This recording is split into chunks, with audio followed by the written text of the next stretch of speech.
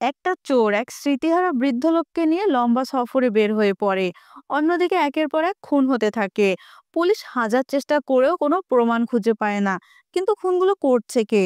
আর এই স্মৃতিহারা লোকটাকে কেন চোরটা সাথে নিয়ে ঘুরছে? জানতে হলে ভিডিওটি শেষ পর্যন্ত দেখতে থাকুন। তবে তার আগে আমার চ্যানেলটি সাবস্ক্রাইব করে দিন। মুভির শুরুতেই দয়া নামের এক ব্যক্তিকে দেখি।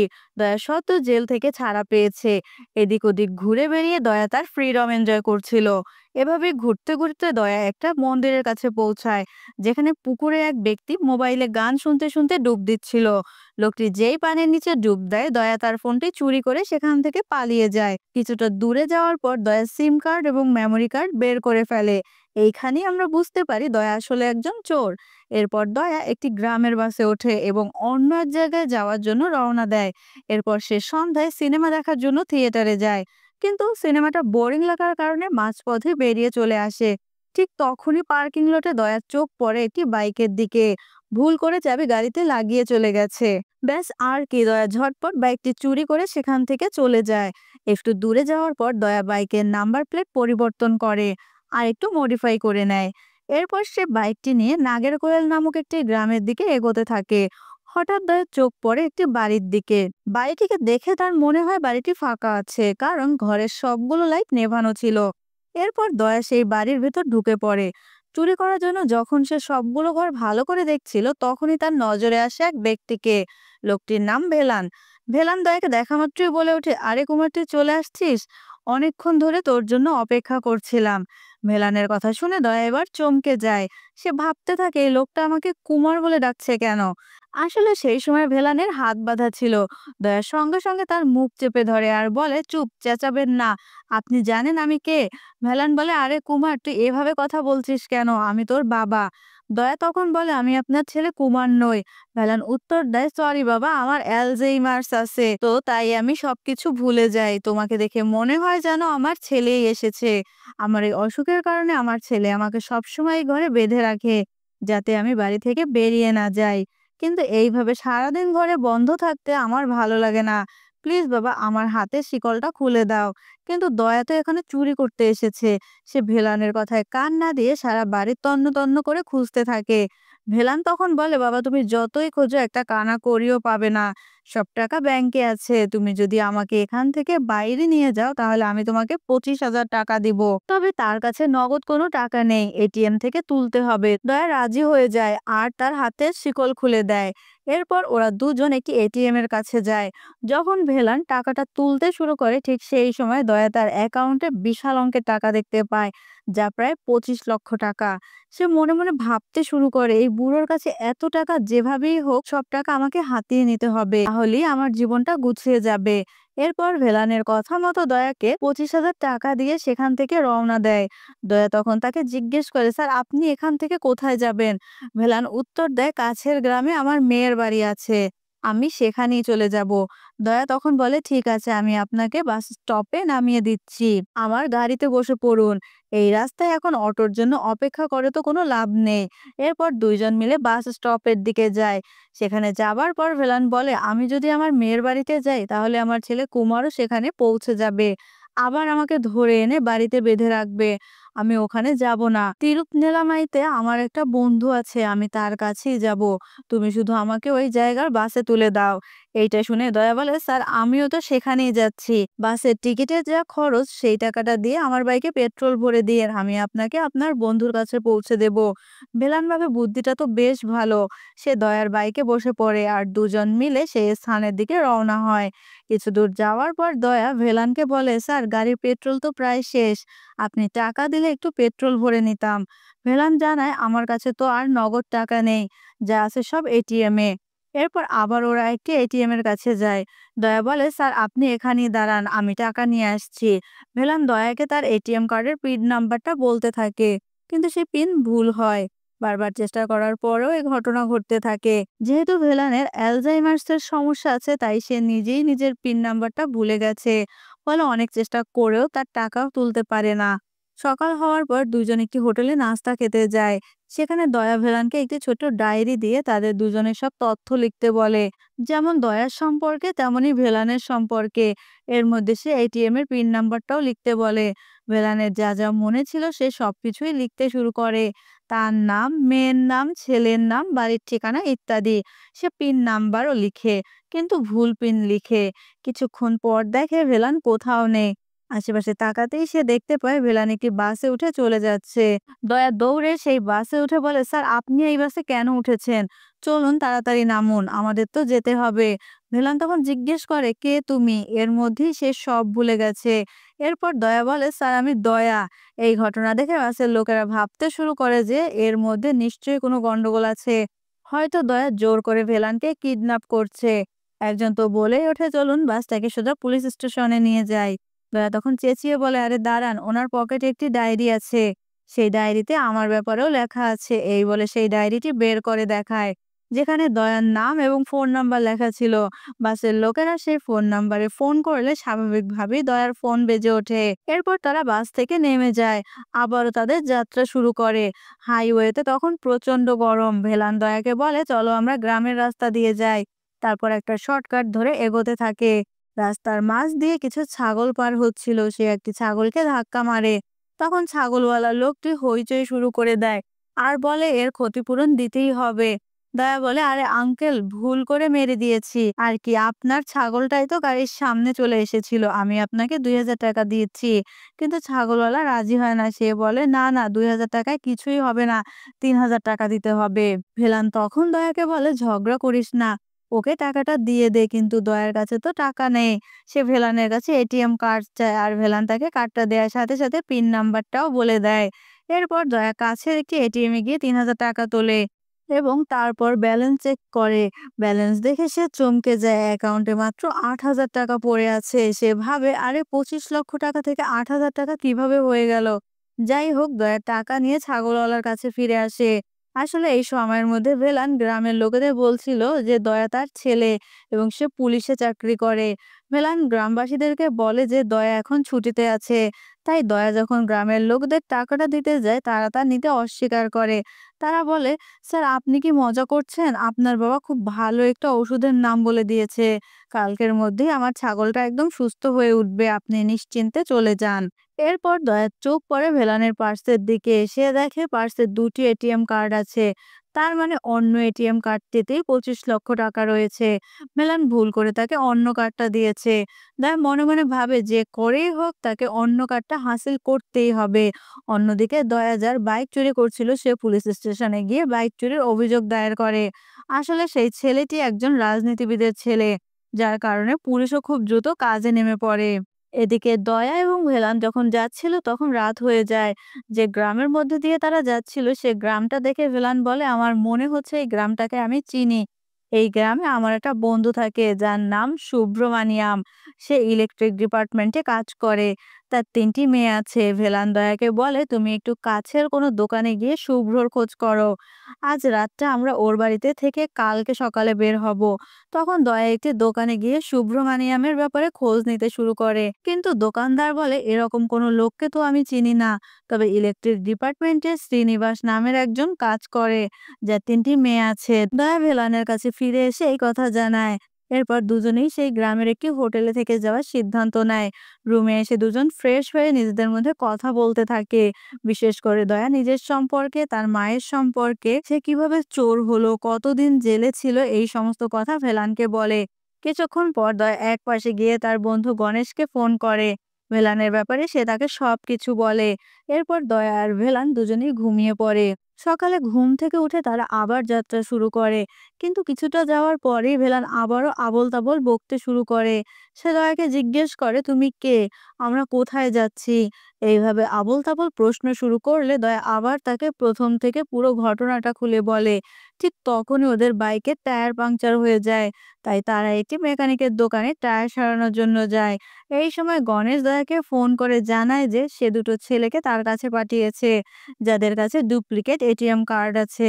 আগের রাতেই দয়া ভেলানের এটিএম কার্ডের ছবি তুলে গণেশকে পাঠিয়েছিল, আর গণেশ সেই কার্ডের ডুপ্লিকেট অলরেডি বানিয়ে ফেলেছে। পরে দয়া যখন ভেলানের কাছে ফিরে আসে তখন সে দেখে যে ভেলান সেখানকার লোকদের সাথে ঝগড়া করছে। কিছুক্ষণ আগে ওরা বাজি খেলছিল, আর ভেলান তাতে হেরে গেছে। দয়া কোনোভাবে ম্যানেজ করে। এরপর তারা দুজন একটি আশ্রমে যায়। সে আশ্রমে ভেলানের বন্ধু থাকে, আর ভেলানের বন্ধু তাকে দেখে খুব খুশি হয়। যখন ভেলান ওয়াশরুমে যায় তখন দয়া ভেলানের বন্ধুকে তার ব্যাপারে জিজ্ঞেস করে। সেই লোকটি তখন বলে ভেলানের কোনো সন্তান নেই, ওর বউ অনেকদিন আগেই মারা গেছে। আসলে আমার ছেলের নাম কুমার। ভেলান আমার ছেলেকে তার নিজের ছেলের মতো বড় করেছে। কাছেই আমার মেয়ের বাড়ি আছে, তার নাম কৃষ্ণাবেণী। তুমি চাইলে ভেলানকে আমার মেয়ের কাছে নিয়ে যেতে পারো। এরপর তারা দুজন একটি মন্দিরে গিয়ে সেখানকার একটি ঘরে কিছুক্ষণের জন্য আশ্রয় নেয়। ভেলান তখন দয়াকে জানায়, এই গ্রামে আমার এক ছোটবেলার বন্ধু আছে, ওর নাম শ্রীধর। কিশোর বয়সে আমাদের দুজনের মধ্যে অনেক ঝগড়া হয়েছিল, যার কারণে আমরা আলাদা হয়ে যাই। এখন সে অনেক বড়লোক হয়ে গেছে, তার একটা বিশাল কাপড়ের শপিং মল আছে, কিন্তু আমার কাছে ওর ফোন নাম্বার নেই। তুমি কি আমাকে ওর নাম্বারটা এনে দিতে পারবে? দয়া আত্মবিশ্বাসের সাথে বলে, আরে স্যার, এটা কোনো ব্যাপারই না। এই বলে সে শ্রীধরের শপিং মলে যায়। সে খুব চালাকি করে শ্রীধরের ফোন নাম্বার জোগাড় করে ভেলানের কাছে ফিরে আসে। ভেলান তার খুব প্রশংসা করে আর বলে, বাহ, তোমার মধ্যে তো দারুণ প্রতিভা আছে। ঠিক আছে, আমি ওকে পরে ফোন করে নেব। অন্যদিকে আমরা ফরিদা নামের এক পুলিশ অফিসারকে দেখি। সে তার টিম নিয়ে একটি বাড়িতে খুনের মামলা তদন্ত করছিলেন। আসলে এই বাড়িটা সেই বাড়ি যেখান থেকে দয়া ভেলানকে নিয়ে গিয়েছিল। সেখানে ফরিদা আরো একটি বিষয় জানতে পারে, যে গত ২-৩ দিনে মোট ৩টি খুন হয়েছে। একটি এই বাড়িতে, দ্বিতীয়টি অন্য একটি গ্রামে এবং তৃতীয়টি তিরুপনেলামাইতে। অর্থাৎ গতকাল দয়া যে শ্রীধরের ফোন নাম্বার জোগাড় করে ভেলানকে দিয়েছিল, আজ সেই শ্রীধরেরই লাশ একটা ব্রিজের নিচে পাওয়া গেছে। আরেকটা গুরুত্বপূর্ণ বিষয় হলো নিহত ব্যক্তির সিম নাম্বার এখনো সক্রিয় আছে। অন্যদিকে দয়া এবং ভেলান আবার যাত্রা শুরু করে, আর দয়া ভেলানকে বলে, পরের গ্রামে আমার একটা বন্ধুর বাড়ি, সেখানে একটা উৎসবও হচ্ছে, আমরা সেদিক দিয়ে ঘুরে যাব। রাত হতে হতে তারা গণেশ আর গ্রামে পৌঁছে যায়। গণেশ দয়াকে বলে যে কোনো উপায়ে ভেলান থেকে এটিএম পিন নাম্বার বের করতে হবে। অন্যদিকে ভেলান কিছু ট্যাবলেটের গুঁড়ো করে মদের গ্লাসে দেয়। এরপর তিনজন মিলে তারা খুব আনন্দ করতে থাকে। ওদিকে গ্রামে উৎসব চলছিল। যখন দয়া এবং গণেশ ঘুমিয়ে পড়ে তখন ভেলান ভালো করে সেজেগুজে শিব সেলভাম নামের একজন শিক্ষককে ফোন করে একটি জায়গায় দেখা করার জন্য ডাকে। শিবা জিজ্ঞেস করে, তুমি কে? আমি তোমার সাথে কেন দেখা করব? ভিলান তখন উত্তর দেয়, তুমি তো মধুমিতাকে চেনো তাই না? শিবা চমকে গিয়ে জিজ্ঞেস করে, কে তুমি? ওই মেয়ের ব্যাপারে তুমি কিভাবে জানলে? ভেলান বলে, তুমি ওই মেয়েটার সাথে কি করেছো তা আমি ভালো করেই জানি। যদি তুমি আমার সাথে দেখা করতে না আসো তাহলে মধুমিতা আর তোমার সেই ভিডিওটা আমি তোমার বউকে পাঠিয়ে দেব। এটা শুনে শিবা ভয়ে ভয়ে ভেলানের সাথে দেখা করতে একটি স্কুলে যায়। আর সেইখানে ভেলান অত্যন্ত নির্মমভাবে শিবাকে মারধর করে এবং এক পর্যায়ে তাকে হত্যা করে ফেলে। আসল ঘটনাটি হলো, এই শিক্ষক শিবা নিজের ছাত্রী মধুমিতাকে ফাঁদে ফেলে ধর্ষণ করেছিল। শুধু তাই নয়, সেই ঘটনার ভিডিও বানিয়ে তাকে ব্ল্যাকমেইলও করছিল। যখন খুশি তখন সে মেয়েটিকে ব্যবহার করত। মধুমিতার কারণে তার বন্ধুরাও শিবার জালে ফেঁসে গিয়েছিল। আর এর আগে যেই ৩টি মৃতদেহ পাওয়া গিয়েছিল তারাও নাবালিকা মেয়েদের সঙ্গে এই ধরনের কাজ করেছিল। তারা ওই মেয়েদের দিয়ে ব্যবসা করত। আর এই কারণে ভেলান গ্রামে গ্রামে সেই সব লোকেদের বেছে বেছে খুন করে যারা এই ধরনের কাজে জড়িত। সে তাদের ফোন করে হুমকি দিয়ে নির্দিষ্ট জায়গায় ডেকে এনে খুন করত। অন্যদিকে পুলিশ ইএমআই নাম্বার ট্র্যাক করতে শুরু করে। ভেলানদের অবস্থা জানতে পেরে যখন তারা সেখানে পৌঁছয় ততক্ষণে ভেলান শিবাকে খুন করে সেখান থেকে চলে গেছে। এরপর ভেলান একটি নির্জন জায়গায় এসে ফোনটি ফেলে দেয়। আর এইটাই ছিল তার কাজের ধরন। পরদিন সকালে ভেলানকে অন্য একটি জায়গায় আহত অবস্থায় পড়ে থাকতে দেখা যায়। দয়া এবং গণেশ তার কাছে গিয়ে কি হয়েছে জিজ্ঞেস করলে ভেলান একটি মিথ্যে গল্প বানিয়ে বলে, কেউ একজন আমার কাছে এসে আমাকে মারধর করে আমার ফোনটা নিয়ে গেছে। এরপর আমার আর কিছুই মনে নেই। দয়া ভেলানের ক্ষতস্থানে ওষুধ লাগিয়ে দেয় এবং তাকে কিছুক্ষণ বিশ্রাম নিতে বলে। এরপর দয়া ভেলানকে নিয়ে নিজের গ্রাম পালক্কড়ের দিকে রওনা হয়। অনেকদিন পর বাড়িতে ফিরে দয়া মাকে দেখে খুবই খুশি হয়, কিন্তু দয়ার মা তাকে দেখে খুব একটা খুশি না। তিনি জিজ্ঞেস করেন, এবার আবার কোন মহৎ কাজ করে এসেছিস? দয়ার মা আগেই জানতেন যে দয়া চুরি না করে থাকতে পারে না। সে জীবনে ওই একটা কাজই ভালো মতো শিখেছে। কিছুক্ষণ পর দয়ার মা ভিলানের ব্যাপারে জিজ্ঞেস করলে দয়া বলে, মা, এনার নাম ভিলান। ওনার ভুলে যাওয়ার অসুখ আছে। আমি ওনাকে ওনার আত্মীয়ের বাড়িতে পৌঁছে দিতে নিয়ে এসেছি। অন্যদিকে ভেলান দেওয়ালে টাঙানো দয়ার বাবা মায়ের বিয়ের ছবির দিকে এক দৃষ্টিতে তাকিয়ে থাকে। দয়ার মা ভেলানের কাছে জিজ্ঞেস করে, এটা তো আমাদের বিয়ের ছবি, আপনি এভাবে তাকিয়ে আছেন কেন স্যার? এরপর ভেলান বলে, আপনার ছবির নিচে এপ্রিল 17 লেখা। আমার বিয়েও ওই দিনই হয়েছিল। আর মজার ব্যাপার হলো আমার স্ত্রীর জন্মদিনও ওই একই দিনে। আমাদের লাভ ম্যারেজ হয়েছিল। আমার স্ত্রী আমার জন্য তার বাড়ির সবাইকে ছেড়ে চলে এসেছিল। কিন্তু এখন সে আর এই পৃথিবীতে নেই। এই বলতে বলতে সে খুব দুঃখী হয়ে পড়ে। এরপর দৃশ্য চলে যায় ফ্ল্যাশব্যাকে। আসলে ভ্যালানের স্ত্রী একজন সাইকোলজিস্ট ছিলেন। সে একটি ছোট এনজিও চালাতো এবং মেয়েদেরকে কাউন্সেলিং করত। একদিন মধুমিতা নামের একটি স্কুল ছাত্রী ভেলানের স্ত্রীর কাছে এসে তার সাথে হওয়া অত্যাচারের কথা জানায়। সে বলে তার শিক্ষক তাকে ধর্ষণ করছে, তার ভিডিও বানিয়েছে এবং বারবার সেই ভিডিও দেখিয়ে তাকে ব্ল্যাকমেইল করছে। ভেলানের স্ত্রী মধুমিতাকে কাউন্সেলিং করতে থাকে, কিন্তু মধুমিতা এই অপরাধ বোধে ভুগতে থাকে যে তার কারণে তার আরো কিছু বন্ধু এই বিপদেই পড়েছে। কিছুদিন পর মধুমিতা আত্মহত্যা করে। এই খবর জানার পর ভেলানের স্ত্রী গভীর ডিপ্রেশনে চলে যায়। সারাক্ষণ তার মাথায় শুধুই মধুমিতার কথা ঘুরতে থাকে। যারা মধুমিতার সাথে এমন জঘন্য কাজ করেছিল তাদের বিরুদ্ধে তিনি মামলা দায়ের করেন। কিন্তু এর মধ্যেই ভেলানের স্ত্রীর আলজাইমার ধরা পড়ে। তিনি ধীরে ধীরে ছোটখাটো জিনিস ভুলতে শুরু করেন। যখন আদালতে সাক্ষ্য দেওয়ার সময় আসে তিনি ঠিকমতো নিজের বক্তব্য রাখতে পারেন না। ধীরে ধীরে তার অসুস্থতা আরো বাড়তে থাকে। এমনকি তিনি নিজের স্বামীকেও চিনতে পারতেন না। একদিন ভিলানের স্ত্রী তার সমস্ত বক্তব্য একটি ডায়েরিতে লিখে ভিলানকে দিয়ে বলেন, যদি মধুমিতা ন্যায় বিচার না পায় তাহলে তুমি ওই শয়তানদের শাস্তি দিও। আমি সবকিছু এই ডায়েরিতে লিখে দিয়েছি। এর পরের দিনই ভেলানের স্ত্রীও আত্মহত্যা করেন। এরপর থেকেই ভেলান তার স্ত্রীর শেষ ইচ্ছা পূরণ করার জন্য সেই ডায়েরিতে লেখা সমস্ত লোককে একে একে খুন করে তাদের কৃতকর্মের শাস্তি দিতে থাকে। এখন ভেলানকে আর মাত্র একজনকে খুন করতে হবে, আর সেই লোকটির নাম অরুণ। এই অরুণ অল্প বয়সে কিশোরীদের অপহরণ করে দালালের মতো একটি ব্রোথেল চালায়। যাই হোক, গল্প বর্তমানে ফিরে আসে। ভ্যালান দয়াকে বলে, অনেক দিন পর তুমি নিজের বাড়িতে এসেছো দয়া, তুমি এখানেই থেকে যাও, আমি নিজেই যেতে পারবো। কিন্তু দয়া রাজি হয় না। সে বলে, আরে স্যার, আমি নিজেই আপনাকে আপনার গ্রাম পর্যন্ত পৌঁছে দেব। আমরা একসাথে যাত্রাটা উপভোগ করব। এরপর তারা বাড়ি থেকে বের হয়ে পড়ে। তখন দয়া বলে, আমি ঠিক করেছি আজ থেকে আর চুরি করব না। ঠিক তখনই দয়ার মা দয়াকে ফোন করে বলেন, দয়া, আমাদের বাড়িতে 10 লক্ষ টাকার একটি চেক পড়ে আছে। দয়া সাথে সাথে গাড়ি থামিয়ে ভেলানকে জিজ্ঞেস করে, স্যার, ওই চেকটা কি আপনি রেখেছিলেন? ভেলান উত্তর দেয়, আরে দয়া, আমার তো কোনো সন্তানই নেই। এত টাকা দিয়ে আমি কি করব? তুমি এই টাকাগুলো নিয়ে ছোটখাটো একটি ব্যবসা শুরু করে দাও। তার কথায় দয়া অসম্ভব ইমোশনাল হয়। এরপর তারা দুজন একটি হোটেলে থাকার জন্য ওঠে। ভেলান এখানে আসার কারণও সেই অরুণ, কারণ অরুণ এই শহরেই থাকে। ভেলান ওয়াশরুমে গিয়ে সেবার ফোন থেকে অরুণকে মেসেজ করতে শুরু করে। সে লিখে, আমি তোমার শহরে আছি, আমার একটা ভালো মেয়ে চাই, একেবারে ফ্রেশ। তোমার সাথে দেখা করতে কোথায় আসবো? এইভাবে সে অরুণের জন্য টোপ ফেলে। একই সময় একজন ফুড ডেলিভারি বয় দয়াকে খাবার দিতে এলে দয়া টাকা দেওয়ার জন্য ভেলানের পার্সটা হাতে নেয়। ঠিক তখনই ভেলানের পার্স থেকে অনেকগুলো সিম কার্ড নিচে পড়ে। এই সব কিছু দেখে দয়ার মনে ভেলানের প্রতি সন্দেহ জাগতে শুরু করে। ভেলানের আসল পরিচয় জানার জন্য দয়া তার ফোনের ভিডিও রেকর্ডিং চালু করে বাথরুমে ঢুকে পড়ে। কিছুক্ষণ পরেই সে ঘরে ফিরে ড্রিঙ্কস করতে থাকে আর ফোনটা নিয়ে বন্ধুর সাথে কথা বলার অজুহাতে বাইরে যায় এবং রেকর্ডিং চেক করে। তখন সে দেখতে পায় যে ভেলান মদের মধ্যে ঘুমের ওষুধ মিশিয়ে দিয়েছে। এই দেখে দয়ার কাছে সবকিছু পরিষ্কার হয়ে যায়। আর কোনো উপায় না দেখে সে দ্রুত নিচে গিয়ে মুখে আঙুল দিয়ে বমি করে ওষুধটা ফেলে দেয়। সে বুঝতে পারে এই কারণেই রোজ রাতে মদ খাওয়ার পরেই সে দ্রুত ঘুমিয়ে পড়তো আর তার ঘুমের সুযোগে ভেলান কোথাও একটা যেত। এরপর ভ্যালান যখন বাথরুমে যায় দয়া দ্রুত তার ফোনটা নিয়ে চেক করতে শুরু করে।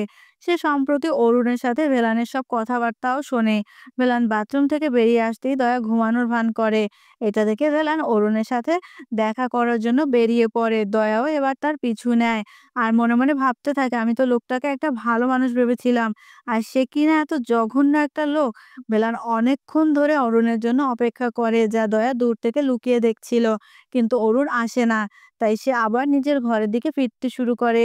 এটা দেখে দয়াও দ্রুত নিজের ঘরে ফিরে আসার চেষ্টা করে। পথে কিছু সমস্যা হলেও সে দ্রুতই হোটেলে পৌঁছায়, কিন্তু ভেলান তার আগেই হোটেলে পৌঁছে গিয়েছে। ইতিমধ্যে লিফটে উঠে গেছে। দয়া দ্রুত মাথা কাটিয়ে মেন সুইচ বন্ধ করে দেয় আর নিজে সিঁড়ি বেয়ে উপরে উঠতে শুরু করে।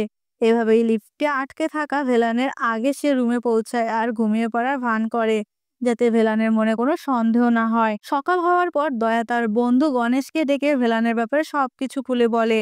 সে জানায়, আমি তো লোকটিকে ভালো ভেবেছিলাম, কিন্তু ওর কোনো ভুলে যাওয়ার রোগ নেই, সে পুরোপুরি সুস্থ। সে আরো বলে ও ছোট ছোট মেয়েদের জীবন নিয়ে খেলা করে।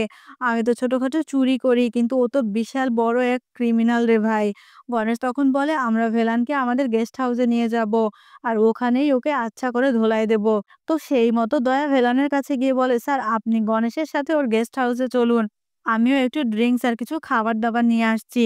আপনি তো নিজের গ্রামে চলে যাবেন, তারপর আর কবে দেখা হবে না হবে। মিলান তার কথায় রাজি হয়ে গণেশের গাড়িতে ওঠে আর তার গেস্ট হাউসের দিকে রওনা হয়। মিলান বারবার পেছনে ফিরে তাকাতে থাকে, কিন্তু দয়াকে দেখতে পায় না। গণেশ বলে, আরে স্যার আপনি চিন্তা করবেন না, ও চলে আসবে।